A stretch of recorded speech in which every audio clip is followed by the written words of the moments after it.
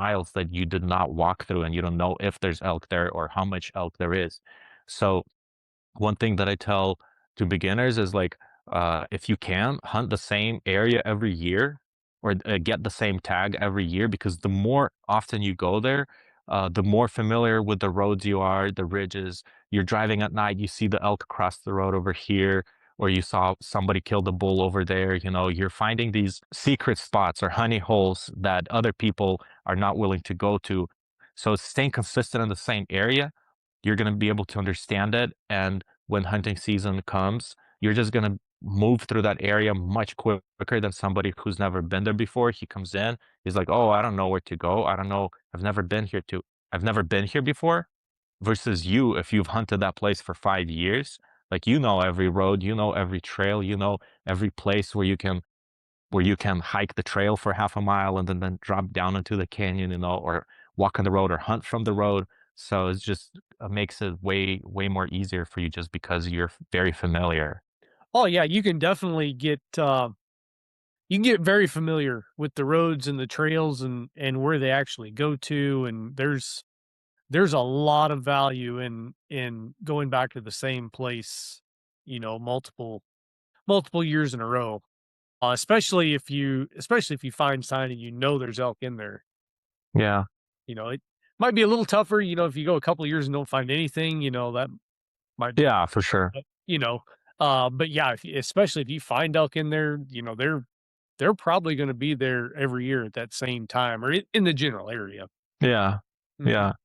Or even if they're not there today, like if you found a solid canyon that you see that the elk frequent, if they're not here today, during the rut, like during archery season, during the rut, man, they move a lot. Like sometimes I found this spot where I shot this bull.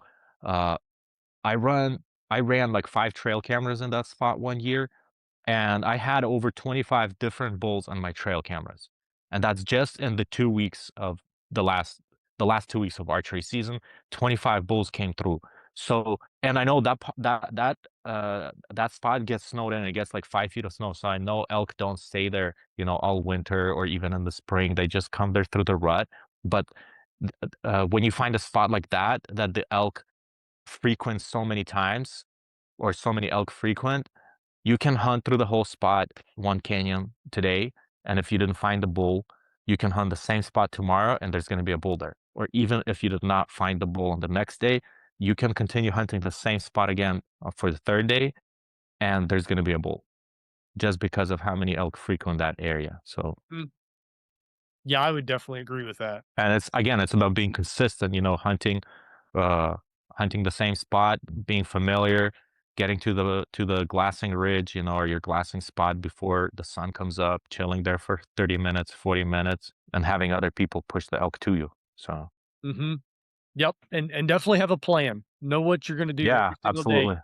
and obviously your plan can change if you find them, you know, then you do Yeah, yeah, then you whatever adjust. they Yeah, dictate you do, but have a plan for every day, and then you're gonna be the most efficient with your time.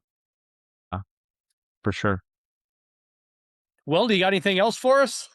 One thing comes to mind because some of the guys that I help that are in my group, they ask me about like thermals and wind and stuff. So I'm going to just share with your group as well.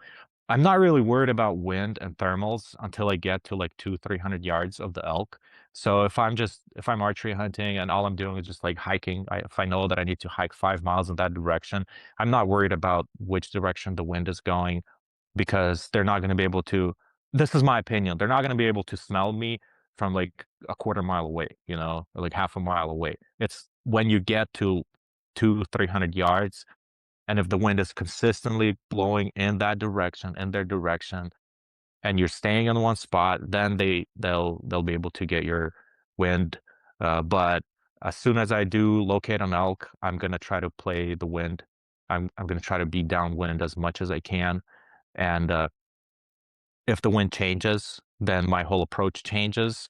And even if I have to like run through the bushes, run through the forest, jump over logs, make noise, I'm not worried about noise because elk make a lot of noise.